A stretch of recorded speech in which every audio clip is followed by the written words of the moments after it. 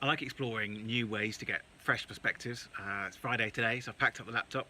I'm at an outdoor space here in Brisbane, working away for a few hours. And it's a tenuous but important link to something I've been thinking about recently, which is just the importance of getting the external view of your employer brand. And there are some really obvious touch points for that. So during research, you'd want to make sure, of course, that the kind of people you want to target, you know as much about them as possible.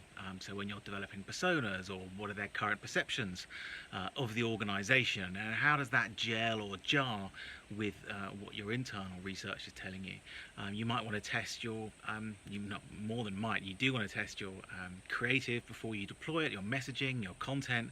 So there's all sorts of really important touch points that I'd assume most people would think is good practice to do for when they're developing and maintaining their employer brand. But one thing I think is really interesting, which is there are so many opportunities these days to get constant feedback, real-time feedback from people visiting your website, how people are reacting to your content, with which you could refine your approach.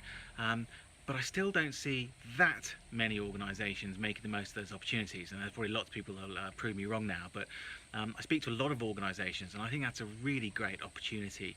So my advice for the day is to really think about when you're using that external view. So not only at the front end for building, but really ongoing for managing. I think it sets organizations up for real advantage if they're listening to what people are saying, what's happening on the review site, how are people reacting to content.